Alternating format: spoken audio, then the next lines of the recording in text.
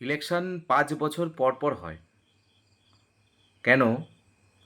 কারণ ভোটের মাধ্যমে একটি স্থায়ী সরকার প্রতিষ্ঠিত হবে এবং সেই স্থায়ী সরকারকে ডেভেলপমেন্ট করার জন্য, কিছু পরিবর্তন করার জন্য তাকে একটু সময় দেওয়া হয় এবং সেই সময়টা ৫ বছর।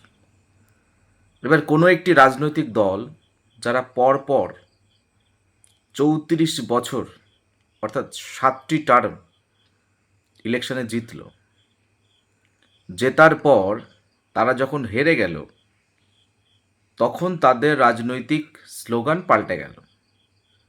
তারা কি বলল?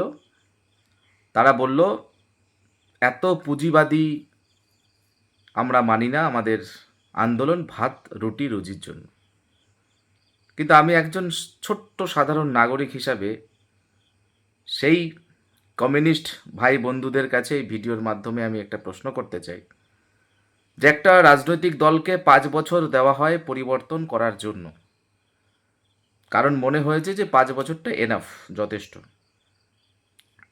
অনেক সময় সেটা সেকেন্ড টার্ম মানে 10 ইয়ার্স বা খুব বেশি হলে 15 ইয়ার্স, 15 বছর যথেষ্ট যে কোনো একটা রেভলিউশনারি পরিবর্তন করার জন্য।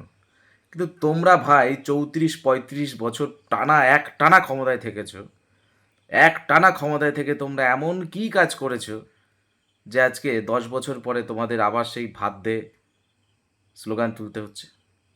অর্থাৎ তোমাদের আমলে তোমরা যে মানুষ বা রাজ্যের ভিত শক্ত করতে পারোনি, মানুষকে উন্নয়নের বিষয়ে তোমরা যে কোনো রকম কোনো পদক্ষেপ দেখাওনি, শুধুমাত্র নিজেদের পার্টি অফিস বাড়িয়েছ, এটাই প্রমাণিত হয়। তাই ৩৪ বছর যাদের জন্য যথেষ্ট নয়, তাদেরকে ৩৪টা ভোটও দেওয়া উচিত নয়।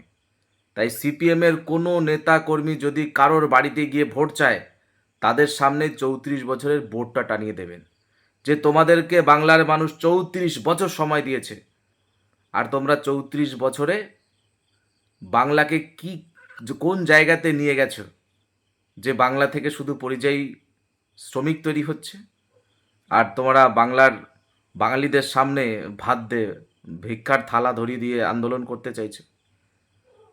ভাই, এই দ্বিচারিতা চলবে না। তোমাদেরকে বাংলার মানুষ যথেষ্ট পরিমাণ সুযোগ দিয়েছে, তোমরা সেই সুযোগটা নিয়েছো শুধুমাত্র পার্টির বিকাশ ঘটানোর জন্য। তোমরা শুধু পার্টি অফিস বাড়িয়েছো। তোমরা প্রতিটা গ্রামে একটা করে রেজিস্টার্ড পার্টি অফিস বানিয়েছো। ৭২,০০০ গ্রামে হয়তো ৮০,০০০ তোমরা পার্টি অফিস বানিয়েছো। তো তোমাদের পার্টির বিকাশের জন্য মানুষের কাছে আর নেক্সট টাইম তোমাদের যাওয়ার কোনো অধিকার নেই। তাই সাধারণ মানুষকে আমি আহ্বান জানাবো, আপনারা এদের এই মিথ্যা কথায় পা দেবেন না। এদেরকে মানুষ ৩৪টা বছর সময় দিয়েছে। আরে সরকারি চাকরি হয় না মানুষের ৩৪ বছর ধরে। মানে সারা জীবন মানুষ ৩০ বছর চাকরি করতে পারে না, আর এরা ৩৪ বছর টানা একটা রাজ্য স্বাধীনভাবে এরা চালিয়েছে। তাই এই দ্বিচারী সিপিএম এবং তাদের শরিক দল কংগ্রেস, তাদের কথায় পা দেওয়া মানে ভুল করে তৃণমূল কংগ্রেসের জালে পা দেওয়া। তাই সবাই সজাগ হন। একটা সতর্কতামূলক পোস্ট আপনাদের জন্য।